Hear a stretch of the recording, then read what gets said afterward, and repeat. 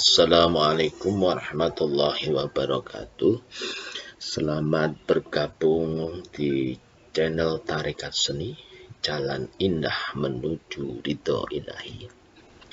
Pada pertemuan kali ini kita akan membahas tentang konsep seni. Apa itu seni? Banyak sekali definisi atau pengertian yang dikemukakan oleh beberapa ahli atau beberapa tokoh yang mana semuanya mendefinisikan seni berdasarkan sudut pandangnya masing-masing. Untuk itu secara absolut seni itu sendiri tidak bisa didefinisikan karena banyak sekali sudut pandang itu. Untuk itu mari kita mencoba untuk mendefinisikan seni dengan mengapresiasi atau melihat, membaca atau memahami pengertian seni secara etimologi, kemudian bagaimana seni pengertiannya secara umum, kemudian kita bahas pengertian seni yang menurut beberapa ahli yang di sini karena begitu banyaknya pendapat kita sampaikan di sini. Kita bahas 14 tokoh yang terkenal. Yang pertama yaitu Aristoteles, kemudian kedua Plato, Herbert Reed, ini tokoh psikolog, kemudian Thomas Munro, Leo Tolstoy, Sudarmaji, kemudian Ki Hajar Dewantara, ini tokoh yang dari Indonesia, tokoh pendidikan kita. Alexander Baumgarten, Dr. Andus Popo Iskandar, Immanuel Kant, Hilary Bell, Erik Arianto, Ensiklopedia Indonesia, dan Ahdian Kata Miharja. Kita bahas yang secara etimologi.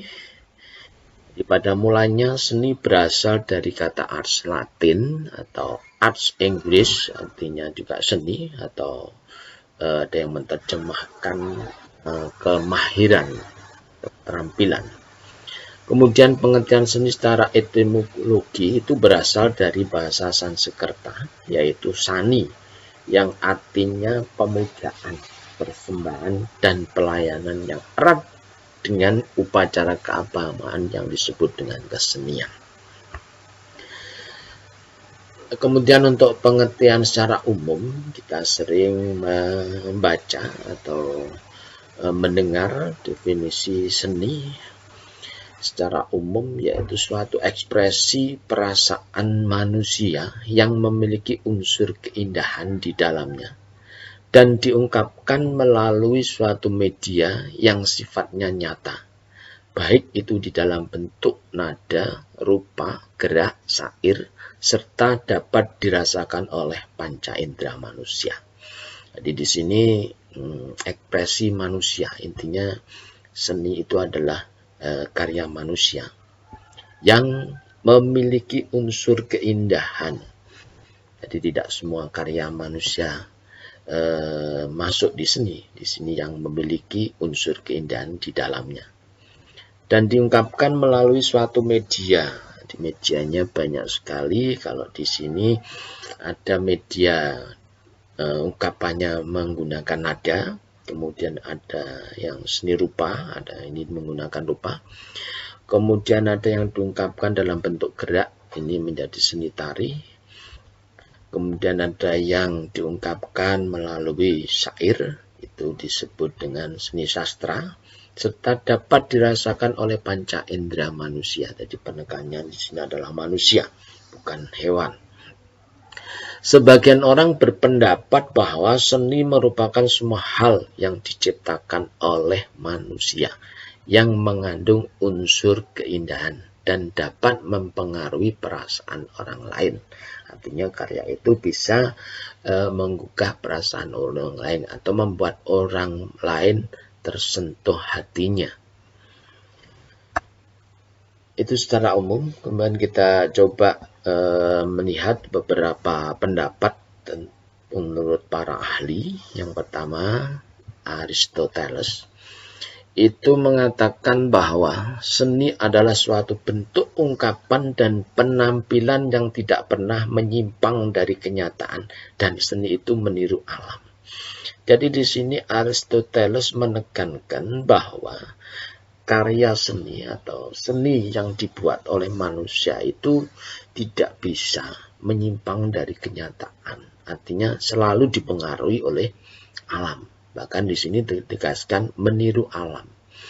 Artinya di sini dengan kerendahan hati Aristoteles mengatakan bahwa yang namanya karya seni itu bukan murni atau sesuatu yang betul-betul baru. Kemudian yang kedua, Plato, seni itu adalah tiruan alam dan segala isinya, ars imitator naturam. Jadi Plato juga menegaskan bahwa seni itu sama, tidak bisa lepas dari alam atau lingkungan seniman itu sendiri. Jadi ditegaskan bahwa seni itu adalah tiruan alam, bukan sesuatu yang betul-betul baru. Jadi peninjauan dari Aristoteles dan Plato ini hampir sama, ya, sudut pandang bagaimana keberadaan seni itu sendiri, bagaimana originalitas seni itu sendiri. Jadi Aristoteles dan Plato mengatakan bahwa sebetulnya seni itu adalah tiruan alam atau duplikat. Jadi tidak betul-betul sesuatu yang baru seperti kalau Tuhan menciptakan makhluknya. Jadi kalau seni itu masih meniru dari alam. Kemudian Herbert Reed, seni adalah ekspresi dari penuaan hasil pengamatan dan pengalaman yang dikaitkan dengan perasaan, aktivitas fisik dan psikologis ke dalam bentuk karya. Karena Herbert Reed ini adalah tokoh orang psikolog, jadi memandang seni dari sudut pandang psikologi yang mengatakan bahwa seni adalah ekspresi dari penuaan hasil pengamatan. Jadi setelah mengamati baru dia akan menuangkan atau mengekspresikan. Jadi kembali lagi seperti Aristoteles dan Plato itu juga sebetulnya intinya juga sama, ini meniru alam. Jadi kalau di sini hasil pengamatan dan pengalaman dikaitkan dengan perasaan. Jadi penekanan dari Herbert Reed ini dihubungkan dengan perasaan, kemudian aktivitas fisik dan psikologis ke dalam bentuk karya. Jadi ini sudut pandangnya ke perasaan, yang mana memang seni itu sendiri adalah ungkapan perasaan yang diwujudkan dalam bentuk karya. Kemudian Thomas Munro, seni adalah suatu alat buatan manusia untuk menimbulkan efek-efek psikologis atas manusia lain yang melihatnya. Jadi di sini menekankan dampak dari karya itu sendiri. Jadi ini sudah ke arah apresiator. Jadi seni adalah suatu alat buatan manusia untuk menimbulkan efek-efek psikologis. Jadi bisa mempengaruhi psikologi seseorang. Psikologi itu yang hubungannya dengan perasaan, yang mana nanti akan menimbulkan rasa-rasa yang senang dan sebagainya. Kemudian Leo Tolstoy, seni adalah ungkapan perasaan pencipta yang kemudian diungkapkan pada orang lain dengan harapan mereka dapat merasakan apa yang dirasakan oleh penciptanya. Jadi ini Leo Tolstoy lebih menekankan juga hampir sama dengan Thomas Munro. Jadi di sini sudut pandangnya adalah interaksi dari karya seni itu. Jadi seni di sini dikatakan perasaan pencipta, di sini maksudnya pencipta bukan Tuhan tapi pencipta seniman, yang kemudian diungkapkan pada orang lain. Jadi disampaikan kepada orang lain Nah, ungkapannya ya tentu saja dalam bentuk sebuah karya. Dengan harapan mereka dapat merasakan apa yang dirasakan oleh penciptanya. Jadi transfer perasaan ini maksudnya. Jadi biar orang lain tahu apa yang ada dalam isi hati penciptanya. Kita lanjutkan ke yang tokoh ke-6 di sini ada Sudarmaji. Seni adalah manifestasi batin dan pengalaman estetis manusia dengan memakai media garis, bidang, warna, tekstur, volume, dan gelap terang. Jadi Sudarmaji ini meninjau seni itu dari sudut pandang di sini adalah seni rupa. Karena fokusnya di sini garis, bidang, warna, tekstur, volume, dan gelap terang. Ini unsur seni di sini yang disampaikan. Bahwa seni itu adalah manifestasi batin dan pengalaman estetis. Jadi gejolak batinnya itu diungkapkan dan pengalaman estetisnya diungkapkan dalam bentuk dengan media garis, bidang, warna, tekstur, volume, dan gelap terang. Ini adalah unsur-unsur seni rupa. Jadi Sudarmaji lebih memfokuskan pada pandangannya bahwa seni itu manifestasi batin dan pengalaman estetik manusia dengan memakai media garis, bidang, warna, tekstur, volume, dan gelap terang. Seni rupa. Ki Hajar Dewantara, ini tokoh pendidikan kita dari Indonesia. Seni adalah hasil keindahan sehingga dapat mempengaruhi perasaan seseorang yang melihatnya. Dan seni merupakan perbuatan manusia yang bisa mempengaruhi dan menimbulkan perasaan indah. Jadi di sini sama dengan tadi yang awal, bahwa efek dari seni kepada orang lain. Jadi dikatakan seni itu adalah hasil keindahan sehingga dapat mempengaruhi perasaan seseorang yang melihatnya. Jadi kalau dia tidak bisa merasakan, tidak bisa menyentuh perasaan orang yang melihat, dikatakan oleh Ki Hajar Dewantara ini belum seni. Dan seni merupakan perbuatan manusia yang bisa mempengaruhi dan menimbulkan perasaan indah. Di sini seni harus bisa mempengaruhi orang lain. Harus orang lain yang mengapresiasi atau melihatnya itu timbul perasaan indah. Itu baru dikatakan seni.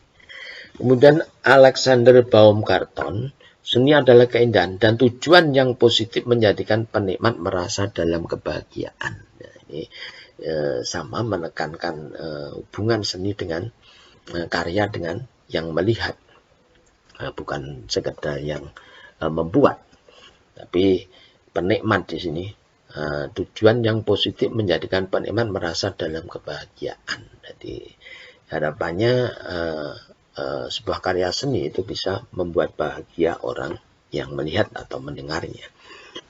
Dr. Andes Popo Iskandar, seni adalah hasil ungkapan emosi yang ingin disampaikan seseorang kepada orang lain dalam kesadaran hidup bermasyarakat atau berkelompok. Hasil ungkapan emosi itu adalah perasaan juga. Jadi gejolak di dalam jiwa yang ingin disampaikan seorang kepada orang lain dalam kesadaran hidup bermasyarakat. Jadi di sini seni harus memperhatikan etika-etika dalam masyarakat.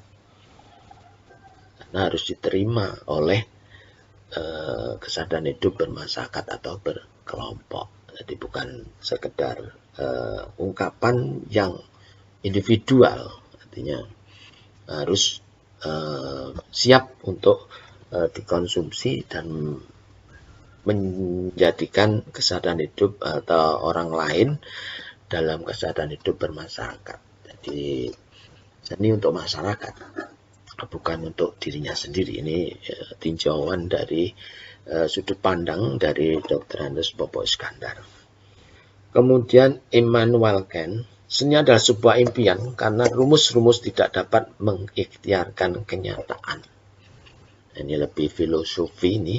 Immanuel Kant mengatakan seni adalah sebuah impian karena rumus-rumus tidak dapat mengikhtiarkan kenyataan. Jadi ini maksudnya adalah seni itu adalah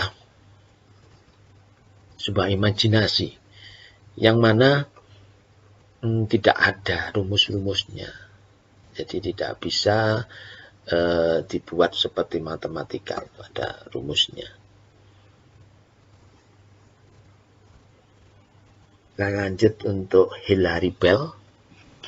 Seni adalah istilah yang digunakan untuk semua karya yang dapat menggugah hati untuk mencari tahu siapa penciptanya. Nah, ini menurut Hilary Bell.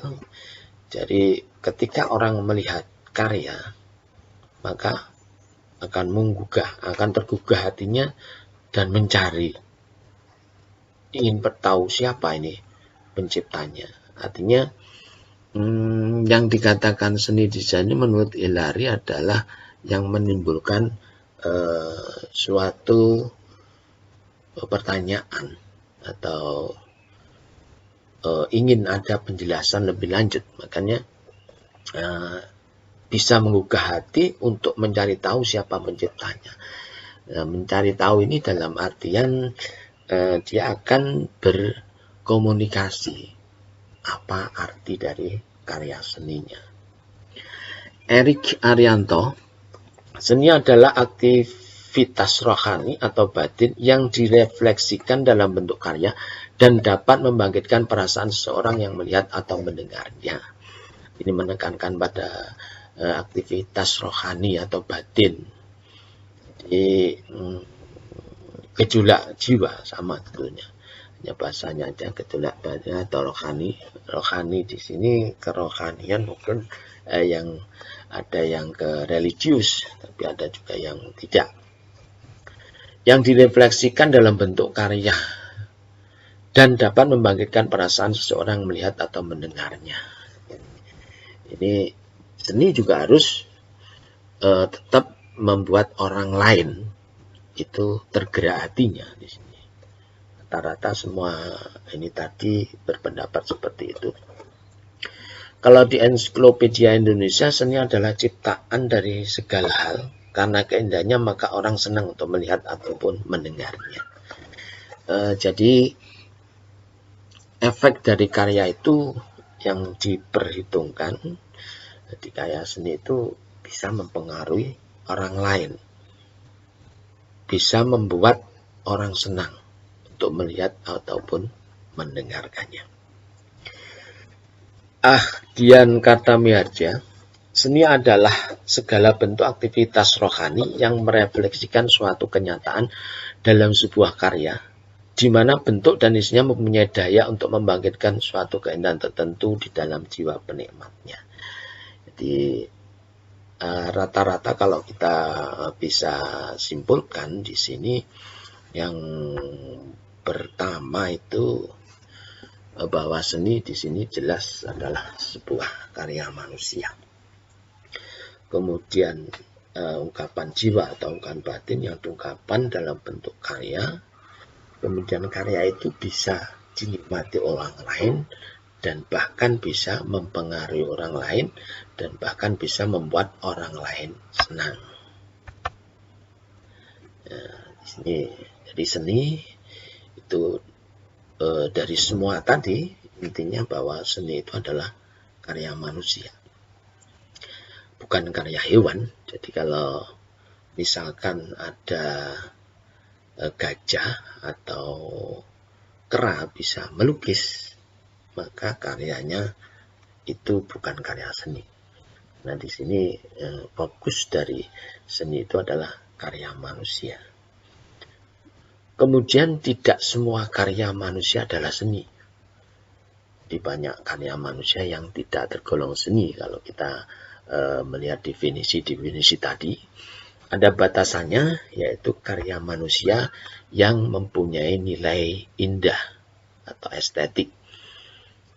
Kalau kita bicara tentang sesuatu yang indah, tadi banyak sekali tokoh yang mengembangkan bisa membuat orang lain perasaannya senang dan sebagainya. Ini yang sebetulnya saya lebih atau kurang setuju dengan bahwa seni karya manusia yang mempunyai nilai indah.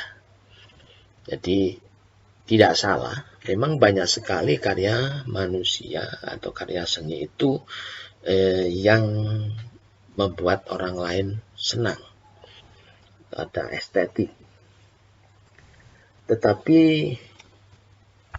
di sini menyenangkan, jadi membuat orang lain senang, atau suasana batin orangnya melihat menjadi senang. Itu rata-rata definisi tadi seperti itu. Jadi karya manusia mempunyai nilai indah dalam artian estetik yang menyenangkan. Saya kurang setuju, saya katakan kenapa?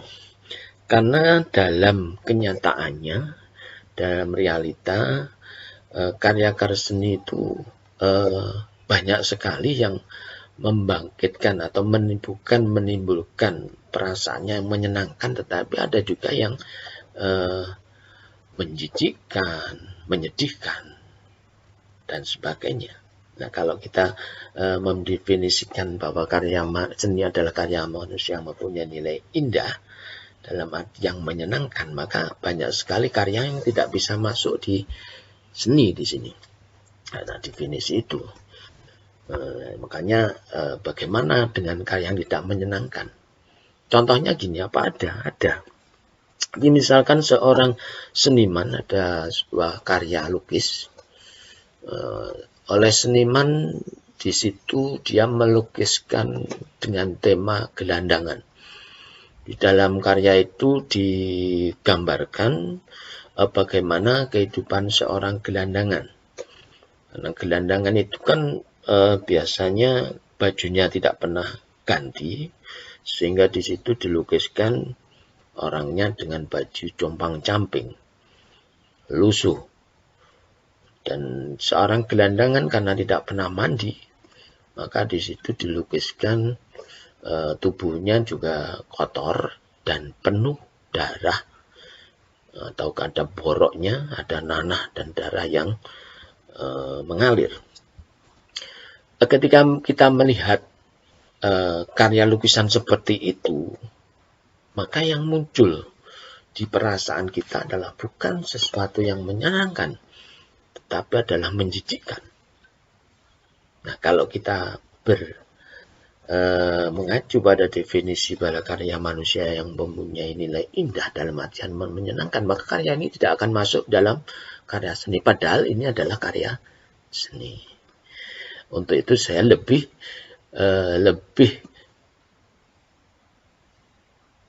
setuju dengan kata-kata artistik, bukan sekedar estetik untuk seni itu. Jadi artistik. Kalau estetik itu indah yang menyenangkan, kalau artistik itu bisa menyenangkan, bisa tidak. Tetapi di situ ada nilai artistiknya, ada nilai indahnya seni. Jadi kita pakai definisi yang baru, yang tadi saya sudah berargumen seperti itu. Jadi bukan sekedar estetis, tapi seni itu adalah karya manusia yang mempunyai nilai artistik. Nah, artistik itu sendiri sebetulnya berasal dari kata arts dan estetik. Arts itu artinya seni, estetik itu adalah indah. Keindahan seni itu tidak harus menyenangkan. Jadi arts plus estetik jadinya adalah artistik. Itu adalah sifat dari sebuah karya seni. Jadi bukan, sekali lagi, bukan sekedar estetik, tetapi lebih dari itu adalah artistik. Karena kalau estetik itu hanya sekupnya hanya indah yang menyenangkan.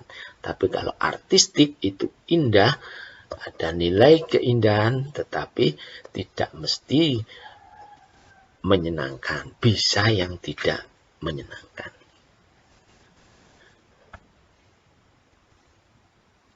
Kemudian karya seni sendiri itu tadi sudah kita bahas bahwa karya seni itu yang pertama adalah karya manusia atau seniman. Nah, hakikatnya sebetulnya karya seni itu adalah susunan dari unsur-unsur seni. Jadi unsur-unsur seni dirangkai atau disusun. Itu kalau unsur seni rupa, jadi ada garis, tekstur, warna, volume, gelap terang, jadi ada titik, garis, bijang, itu kalau di seni rupa, unsur-unsur seninya. Kemudian kalau di tari, itu gerak, jadi susunan unsur-unsur seni, ya gerak itu disusun. Kemudian tidak sekedar menyusun, tetapi susunan unsur-unsur seni yang ada pedomannya, yang namanya prinsip-prinsip seni. Kalau prinsip-prinsip seni di seni rupa ya ada keseimbangan, kemudian ada empasis, kemudian ada kesatuan, dan sebagainya. Contohnya, jadi hakikatnya karya seni itu adalah karya manusia yang merupakan susunan unsur-unsur seni berdasarkan prinsip-prinsip seni. Jadi karya seni hakikatnya adalah susunan atau rangkaian unsur-unsur seni berdasarkan prinsip-prinsip seni.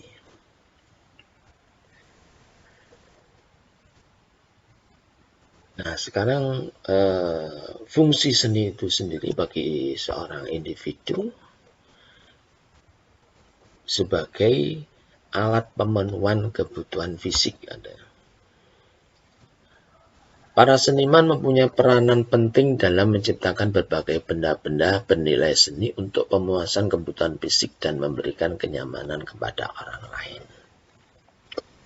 Kebutuhan fisik itu contohnya ya seperti meja, kursi.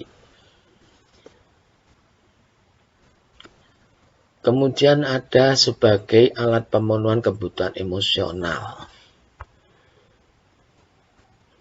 Yang diungkapkan tadi kebanyakan adalah kebutuhan emosional. Seorang punya jiwa seni dan estetika akan mengungkapkan emosinya melalui karya seni.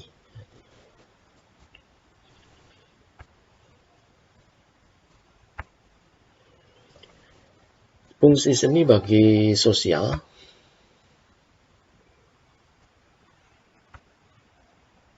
Ada yang sebagai media beragama, jadi ada seni di situ berkolaborasi dengan agama membentuk sebuah itu seperti contohnya di sini ada relief yang terdapat di Candi Borobudur dan Candi Prambanan merupakan ilustrasi kitab suci agama Buddha dan Hindu, diungkapkan dalam bentuk rupa kitabnya, dalam bentuk relief.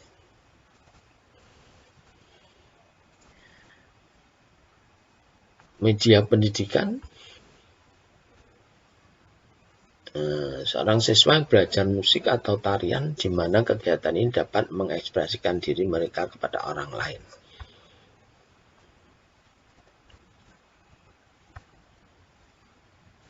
Media informasi, misalkan banyak sekali seni yang difungsikan sebagai media informasi. Misalkan di sini pengguna poster yang bernilai seni, di mana di dalamnya terdapat informasi tentang bahaya narkoba, pentingnya imunisasi, dan penyampaian program-program pemerintah biasanya. Atau untuk iklan, itu fungsi-fungsi seni bagi sosial. Kemudian yang lebih banyak itu menjadi media hiburan. Manusia bisa terhibur melihat sebuah lukisan, menonton bioskop, atau menonton sebuah konser musik. Ini yang fungsi seni yang lebih banyak ada di media hiburan. Kemudian cabang-cabang seni, ada seni musik, kemudian ada seni rupa, ada seni tari, ada seni sastra.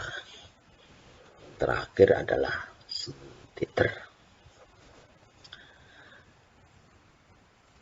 Ada 5 cabang seni di sini. Seni musik, seni rupa, seni tari, seni sastra, dan seni teater. Seni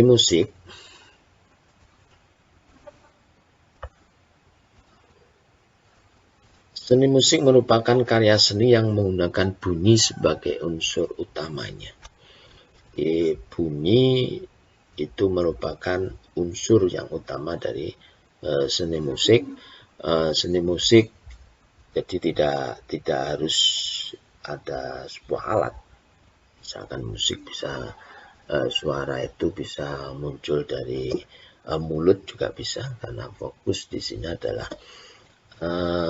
unsur utama adalah bunyi. Dan bunyi itu bisa dari berbagai macam benda. Kalau di Jawa itu ada gamelan, kemudian kalau yang dari luar itu ada keyboard, piano, dan sebagainya. Jadi ada angklung, yang contoh alat musik angklung berasal dari masyarakat Sunda, Jawa Barat. Angklung terbuat dari bambu dan biasanya alat musik angklung digunakan dengan cara digoyang-goyang. Kalau sekarang di perempatan itu banyak sekali pengamen yang menggunakan angklung.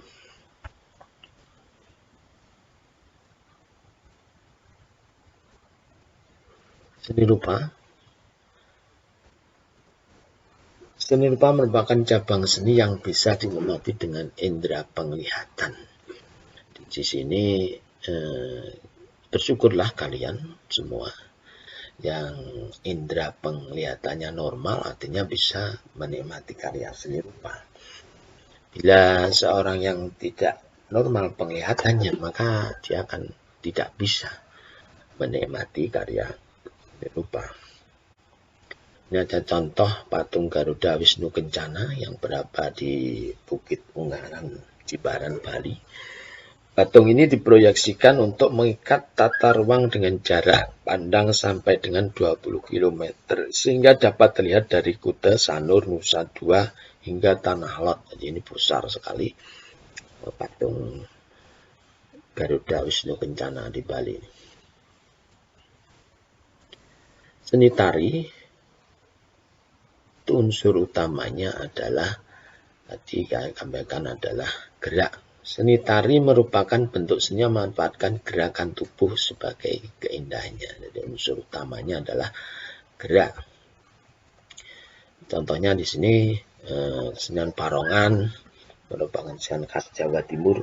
Kesenian Barongan berbentuk tarian kelompok yang menirukan keperkasaan gerak seekor singa raksasa. Di Kediri tempo hari pernah ada 1000 barong, tarian 1000 barong.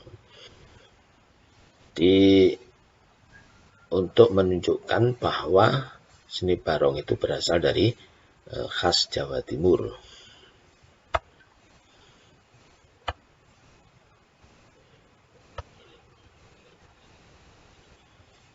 Seni sastra. Ketiga, seni sastra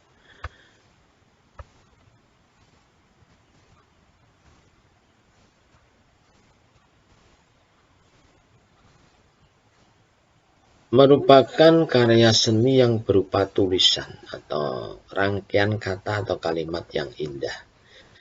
Di sastra ini sebetulnya unsurnya adalah tulisan.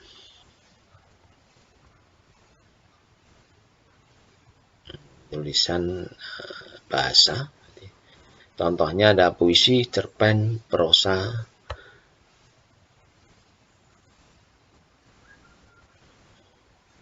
Kalau kita lihat sekarang di televisi itu, Itu sebetulnya kalau sinetron-sinetron itu juga masuk karya sastra, juga bisa masuk di seni teater.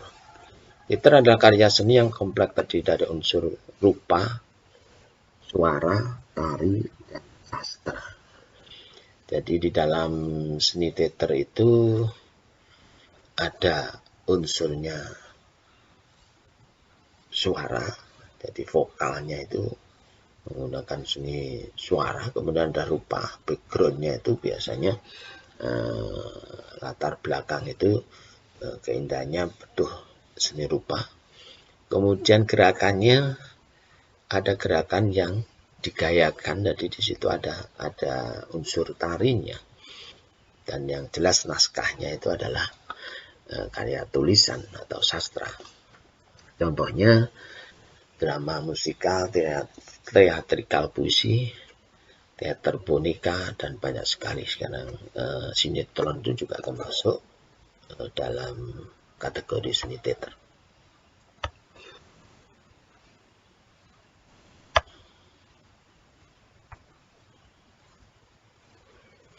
Sifat dasar seni.